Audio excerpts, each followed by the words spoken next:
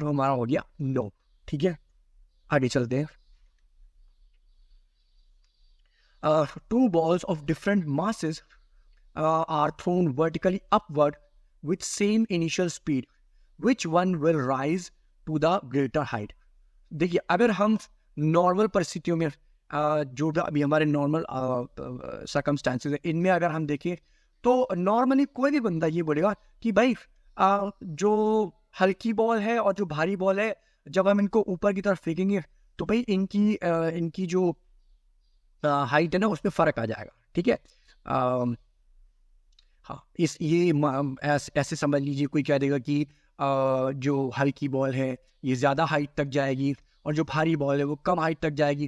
क्यों भाई? क्योंकि इसका भार ज़्यादा है, यानी कि इसका मास ज़्यादा है, इस वजह से ये ज़्यादा ऊपर तक नहीं जा पाएगी, ये ज़्यादा ऊपर तक जाएगी। ठीक है, या कोई कह देगा कि ये मास ज़्यादा तो ये ज़्यादा ऊपर तक जाएगी, ये इसको हवा रोक देगी। तो पहली बात ध्यान से, यहाँ पर एक बात हमको ध्यान में रखने वाली है कि जितने भी हमारे फिजिक्स के रूल बने हैं उसमें एक असम्पशन मान के चला गया है कि देयर इज वैक्यूम। ठीक है, देयर इज वैक्यूम। अब जब वैक्यूम होगा, ठीक है, उस केस के अंदर जब हम इसको ऊपर फेंकते हैं, ठीक है, तो देखिए ऊपर फेंकने का मतलब ये हाइट गेन करेगी, हाइट गेन करने का मतलब डिस्टेंस। ठीक है, अब डिस्टेंस का फॉर्मूला हमारी काइनेमेटिक इक्वेशन में क्या है? S is equal to ut plus half AT square, या तो यहां से निकाल लीजिए, है ना, या इस फॉर्मूले से v square is equal to u square plus 2as, इससे निकाल लीजिए। यहां से आप s निकाल सकते हैं, s माने हाइट, या यहां से आप s निकाल सकते हैं, s माने हाइट।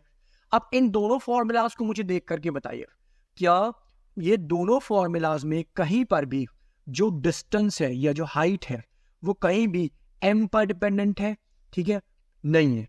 s डज नॉट, यानी कि डिस्टेंस और डिस्प्लेसमेंट डज नॉट